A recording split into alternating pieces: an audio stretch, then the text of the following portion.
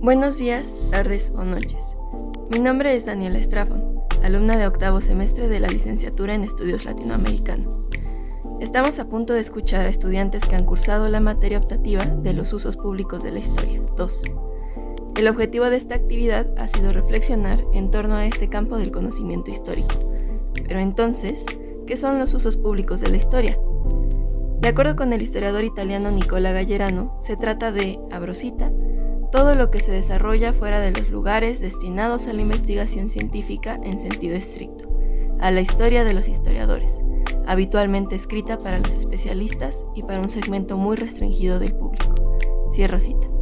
Es decir, los usos públicos de la historia, también comprendidos como historia pública, son todos aquellos medios a través de los cuales el conocimiento histórico se construye y difunde más allá de los límites de la esfera especializada. Como hemos comentado durante el semestre, actualmente se han abierto otras rutas de la historia pública vinculadas con la vida digital, incluyendo los podcasts. En este sentido, esta actividad es un aporte que, como estudiantes de las carreras de estudios latinoamericanos e historia, buscamos brindar a la investigación y difusión del conocimiento histórico sobre una institución que ha permeado nuestro cotidiano en los últimos años, la Facultad de Filosofía y Letras de la UNAM. En 2024 se conmemoran 100 años de la existencia de este centro educativo. Veamos qué tienen que decir sus estudiantes sobre su trayectoria histórica. Al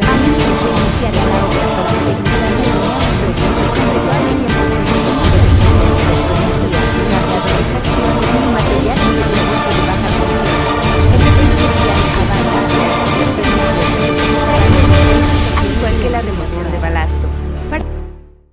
Del 17 de diciembre permanecerán cerradas las estaciones Ciudad Deportiva, Puebla y la terminal Pantitlán de la línea 9 y a su vez los trenes brindarán servicio de manera normal de Velódromo a Tacubaya. Así, inician los trabajos para la renivelación del sistema de vías en dicho tramo, lo que representa una intervención a lo largo de 230 metros lineales. El metro retirará los diferentes equipos que conforman el sistema de automatización y control, incluyendo el pilotaje automático, así como el local técnico respectivo. A su vez, serán retirados rieles, barra guía, pista de rodamiento, fijaciones, durmientes, balasto y 3 aparatos cambio de vía. Posteriormente, la Secretaría de Obras y Servicios reforzará la estructura que soporta el cajón de vías y todos sus sistemas. Al finalizar la obra civil, el metro reinstalará balasto, vías con todos sus sistemas y los equipos de automatización y control para restablecer el servicio efectuando las pruebas operativas de rigor. La obra mejorará el desempeño de las instalaciones fijas y las condiciones de operación al paso de los trenes. El beneficio es para 300,000 usuarios que a diario circulan por el tramo.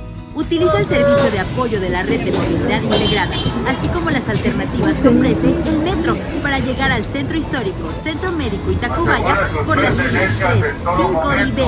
En el metro seguimos trabajando. ¡Aborda, recómase! ¡Pásele!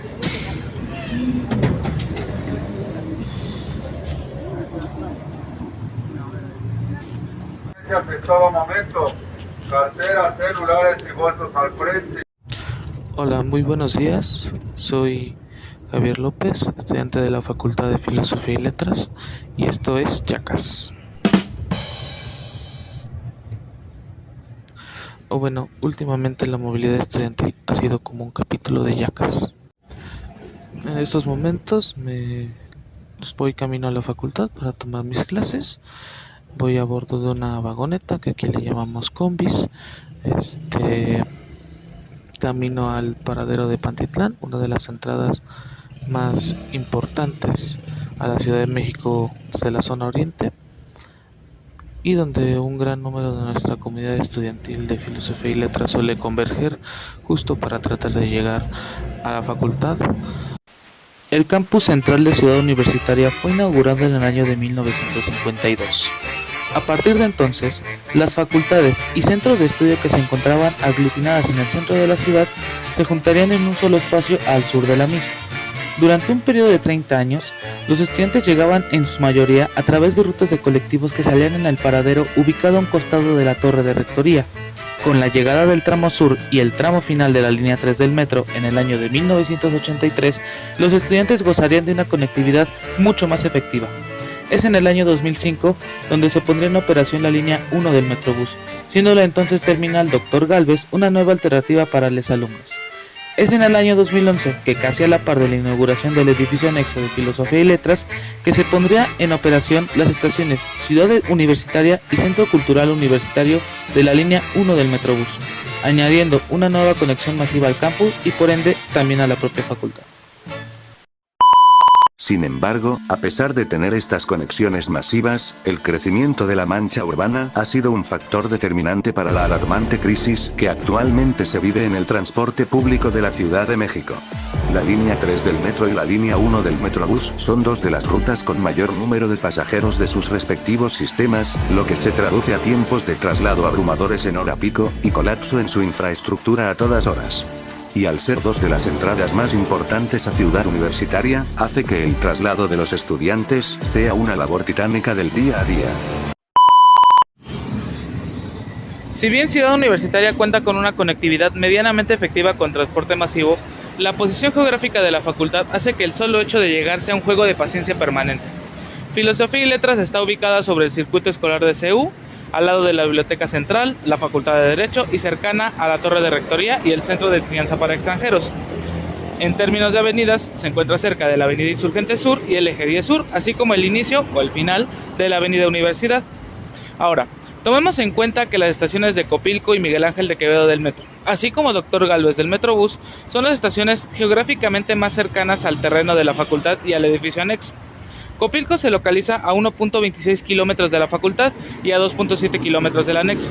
Por su parte, Quevedo está a 1.77 kilómetros de Filos y a 2.84 del edificio anexo. Dr. Gálvez está a 981 metros de Filos y a 1.34 kilómetros del anexo. Si bien la estación del articulado capitalino, o sea, el Metrobús, es la más cercana geográficamente hablando a la facultad y al anexo, la conectividad que ofrece el Metrobús es muy pobre comparada a la que ofrece el metro. La línea 3 del metro conecta con 7 de las 12 líneas de la red, conectando a su vez con casi cualquier punto de la ciudad, mientras que el Metrobús en su línea 1 enlaza 5 de 7 líneas, pero al no cubrir una gran parte de la ciudad hace que los estudiantes opten en su mayoría por usar el metro para poder llegar a sus clases en la facultad debido a la conectividad y rapidez que ofrece el metro. Sin embargo, un gran número de alumnos al provenir de zonas periféricas llegan a efectuar tiempos de traslado prolongados que, conjuntados con cierres en tramos del metro, hace que el traslado hacia la facultad se vuelva más tedioso que de costumbre. Es importante recordar los cierres efectuados en el metro justamente entre 2022 y 2024. 2021. Cierre de la línea 12 en su totalidad. Tiempo de cierre, 2 años y 8 meses. Derivado del colapso en la estructura del viaducto elevado entre las estaciones de Zonco y Olivos. Desde enero de 2023, la línea 12 fue abriendo paulatinamente. 2022. Cierre de la línea 1 en 2 tramos. Tiempo de cierre, 1 año con 10 meses y contando. Tras el proyecto de modernización integral de la línea 1, se decide cerrar esta línea para mantenimiento excesivo. Primero en su tramo de Pantitlán a Salto del Agua, durando 1 año y 3 meses, para posteriormente cerrar el segundo tramo de Valderas a Observatorio, que lleva 7 meses y contando. En octubre de 2023 se puso en operación el tramo de Pantitlán a Isabel la Católica. 2023, cierre del tramo elevado de la línea 9. Tiempo de cierre, 5 meses y contando. Al agravarse un problema de hundimientos diferenciados en la estación Pantitlán, se decide intervenir el tramo para renivelarlo. El tramo cerrado fue entre Pantitlán y Ciudad Deportiva, sin aún tener fecha tentativa de apertura. Es importante tener en cuenta un par de datos duros para poder tener una visión más amplia de la severa problemática de movilidad que tenemos presente y que nos afecta a nosotros como facultad. Con base en los datos registrados en la encuesta Origen-Destino del INEGI del año 2017, podemos ver que, al menos en el territorio de Ciudad Universitaria, se registran casi 280,000 viajes diarios desde diversos sitios de la Ciudad de México y su área metropolitana. Ahora bien, la población de la Facultad de Filosofía y Letras es de poco más de 11,500 alumnos, siendo así que un 5.5% de esos viajes diarios a CEU tienen como destino final Filos o su edificio anexo. Ahora, continuando con este mapa de datos, tenemos un importante número de usuarios provenientes de puntos relativamente cercanos, tales como Coajimalpa, Coyoacán, La Magdalena Contreras, etc. Sin embargo, los datos más dispersos muestran viajes desde zonas relativamente cercanas, como las alcaldías de Venustiano Carranza, Iztacalco e Iztapalapa, además de arrojar números de viajes que comienzan desde Nezahualcóyotl, Ecatepec, Texcoco, La Paz, Tenango del Aire, Chalco, etc., siendo justamente la zona periférica del oriente la que tiene un porcentaje más disperso respecto a los viajes efectuados hacia Ciudad Universitaria. Esto cobra aún más sentido cuando revisamos un par de datos obtenidos a través de una encuesta realizada por quien les habla, y que funcionará para seguir articulando este programa.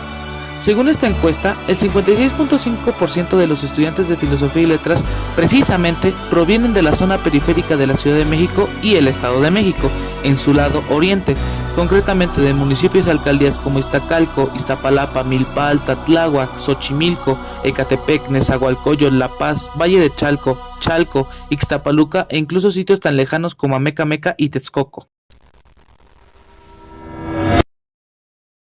Ahora bien, el título de este programa habla sobre la movilidad entre 2022 y el presente año 2024.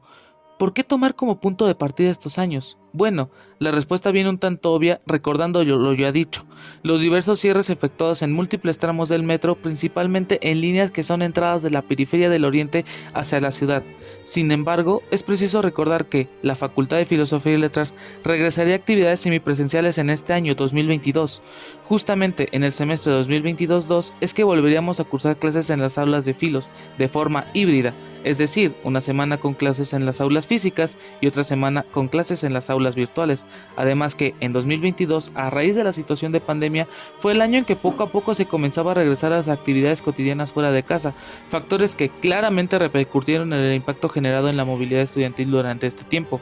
La reintegración de nuestra vida a la rutina fuera de casa fue desgastante al tener que buscar alternativas de movilidad más prácticas ante los diversos cierres.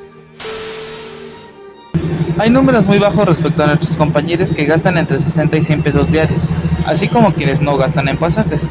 Sin embargo, aun siendo nativos de la ciudad como alumnos de Filos, el promedio de gasto en pasajes es de 12 a 60 pesos diarios. Obviamente esto está sujeto a las necesidades que tenga el estudiante. En algunos casos derivados de los cierres en tramos del metro y para evitar algún servicio colapsado o lento, los estudiantes llegaron a pagar hasta 20 pesos adicionales. Afortunadamente, la mayoría mantuvo su presupuesto diario intacto y hubo casos excepcionales de quien disminuyó su gasto de pasajes al momento de los cierres.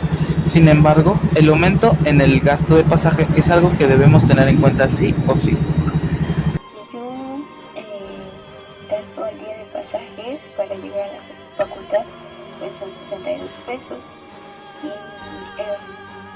pues derivado de los cierres del metro, pues he aumentado mi pasaje, no mucho, solo 14 pesos más, porque tengo que tomar un transporte extra.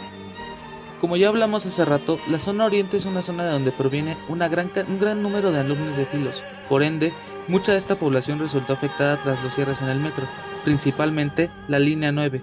Empezaron a arreglar la línea 9 que la cerraron y me tuve que ir justamente a La Rosa, que es la 1, y fue un súper desastre porque no sabía que como camión me llevaba para allá. O sea, yo no tenía ni idea de nada porque pues obviamente nunca lo había usado antes. Y me ultra perdí, se me hizo súper mega hiper tarde. Y llegas a Velódromo y llegas a un lugar en donde están como los metrobuses, que es como el auxiliar, que no te cobra nada, para poder llegar a Puebla y a Pantitlán. Pero hay muchas señoras y muchas personas que se quedan paradas ahí enfrente de la puerta y no se suben. Y la verdad es que sí hay espacio como para que se subieran, ¿no? O sea, no te estoy diciendo la estación de la línea de Metro Puebla, pues es una estupidez porque te das una segunda que dar como un chingo de vuelta para poder llegar, cuando fácilmente podrías irte directo, así caminar directo. Es que hay dos lados, tienes que cruzar y justamente está en medio. Entonces digamos que del lado izquierdo no te conviene porque tienes que estar pegado al lado derecho y nada más Y aunque no hubo cierres en tramos como el norte y el sur, precisamente la población estudiantil hizo evidente que los diversos cierres repercutieron en otro tipo de rutas. Por ejemplo, en zonas como La Raza o Indios Verdes e incluso Constitución de 1917, que son estaciones de líneas que no cerraron, vieron sus números incrementarse derivado de los cierres. Asimismo, líneas como las 5, 7, 8 y B del metro, además de las líneas 2 y 4 del Metrobús y la línea 2 del trolebús, fueron de las alternativas más usadas por la comunidad estudiantil para tratar de llegar a la facultad a tomar sus clases. Y en el metro sí se veía mucho la cantidad de gente. Sí se notaba que el transporte estaba llenísimo, con máxima capacidad. El vuelo de Indios Verdes a Universidad Ocopilco suele ser entre 40 a 45 minutos. Se llegó a extender hasta 1 hora 10, porque el metro se detenía de más tiempo en algunas estaciones, no en todas. Notaba que como que había menos trenes disponibles, pasaban menos y de igual manera eso afectaba, ¿no? Entonces, justo en las estaciones de transbordo, como puede ser Zapata, Centro Médico, Valderas, Hidalgo, Guerrero, sobre todo en Hidalgo, que es donde la cantidad de gente es muchísima. Uno de los más graves problemas fue el aumento en los tiempos de traslado.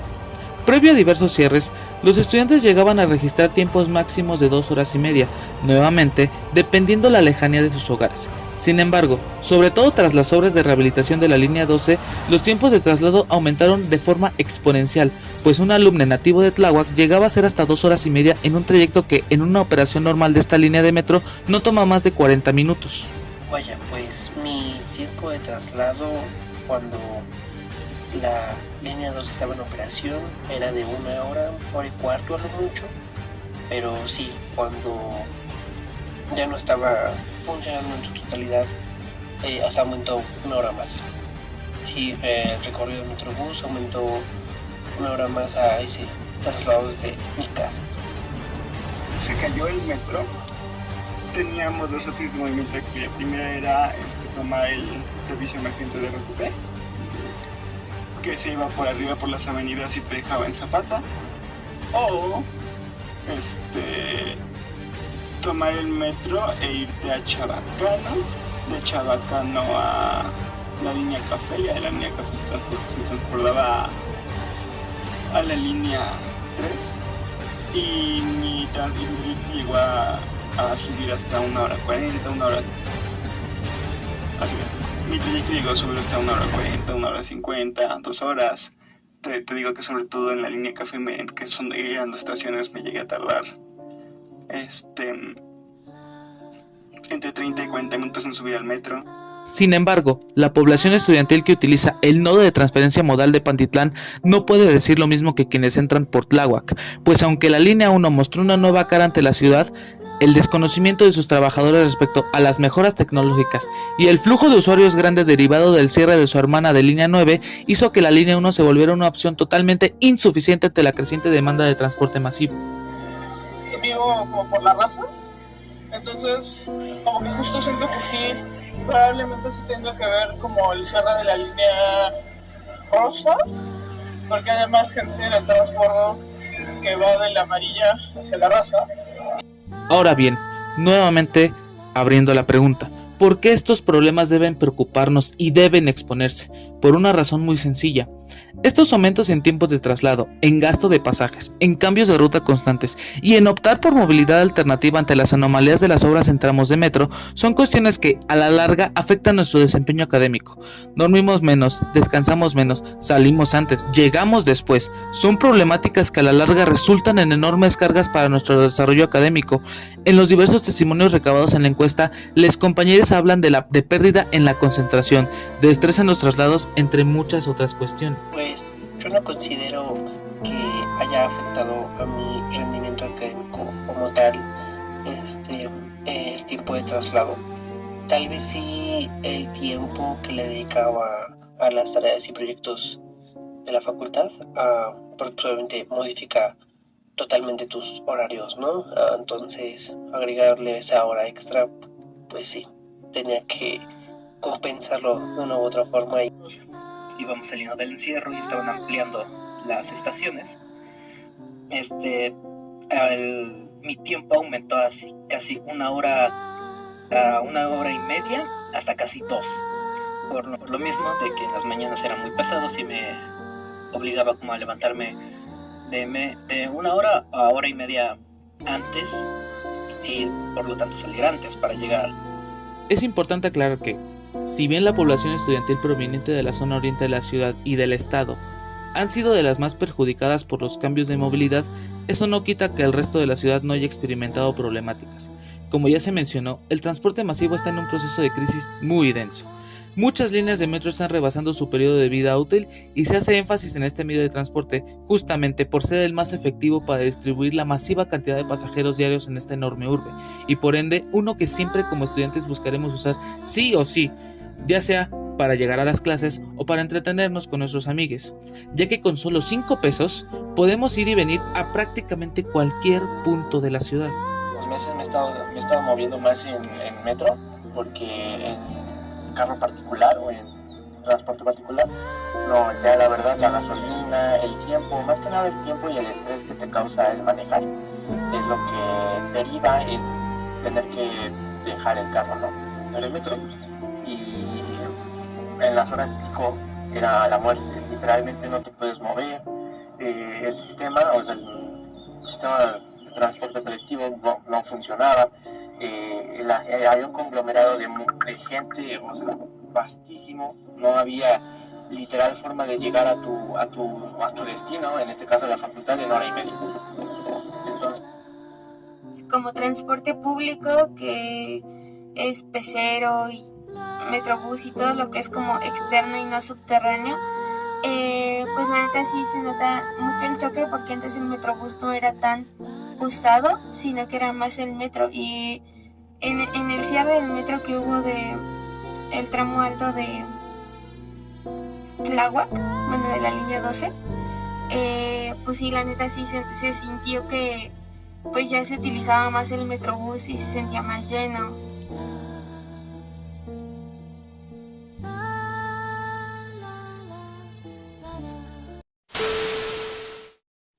En 100 años que lleva existiendo Filos, la movilidad siempre ha sido un tema y siempre será un tema.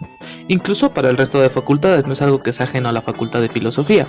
Sin embargo, los últimos 2 años fueron bastante duros y algo que indudablemente tenemos que hacer visible.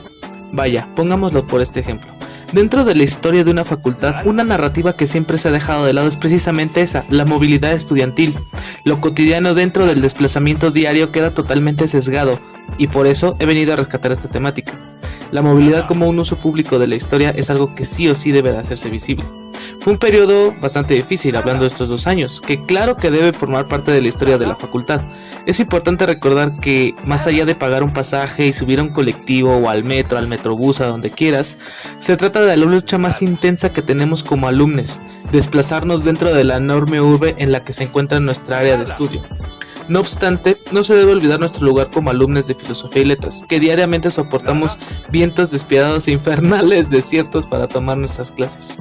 Por más perjuicios existentes respecto a la facultad, un enorme número de alumnos están dispuestos a cambiar estas ideas y terminar su carrera universitaria a como dé lugar. Lo único cierto del caso es que, como buena escuela de la UNAM, tenemos un cóctel de alumnos de diversos sitios. Quizá no cualquiera pueda ser un filoalumne, pero un buen filoalumne puede provenir de cualquier lado. Sin más, espero que les haya gustado mucho esta pequeña exposición, por así decirlo. Agradezco mucho su atención y nos vemos en la siguiente edición. Hasta luego. Externo un cordial saludo y un cordial agradecimiento a mis amigues Diego, Emiliano, María José, Karen, Helen, Daniela, Daniel, Fabio, Laura y Citlali por compartir su experiencia para poder nutrir este programa. Muchas gracias y un cordial saludo.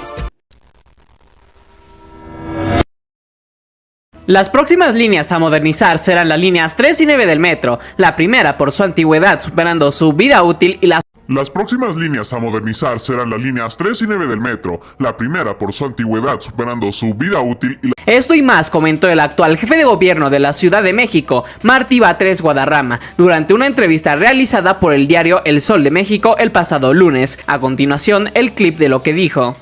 Nos ocupa atender diversos casos de la línea 3, que es de un gran uso, de un uso masivo. Quizás los problemas vividos no sean los últimos que experimentemos, o los peores.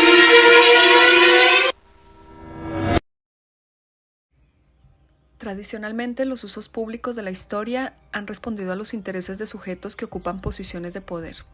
La búsqueda de la unidad nacional, la homogenización de un discurso, la consolidación de una memoria histórica, fueron los principales objetivos de la historia pública. Sin embargo, con el paso de los años, los nuevos debates en la historiografía y el despliegue de los medios de comunicación y las tecnologías han promovido nuevas estrategias de acercamiento al pasado, esto es, formas alternativas de apropiarse de la historia. De esta manera, las herramientas de los usos públicos de la historia, otrora destinados a la narrativa oficial, ahora son usados por organizaciones desde abajo para construir contranarrativas. Esto lo vemos manifestado en los anti- y contramonumentos, en la consolidación de efemérides que retoman memorias populares o en las propuestas de museos comunitarios, por mencionar algunos ejemplos. Esto evidencia la apropiación y resignificación que la gente común puede hacer de la historia. Precisamente ese fue el reto que, como profesora de la asignatura de temas selectos de Historia del Colegio de Estudios Latinoamericanos, le planteé a los estudiantes inscritos que encontraran un tema y construyeran un relato que sumara a la conmemoración del centenario de la Facultad de Filosofía y Letras. Soy Cristina Sánchez Parra y espero que estas breves narrativas hayan suscitado reflexiones y aportado a la polifonía de una historia que debe contarse desde la diversidad que nos caracteriza como facultad.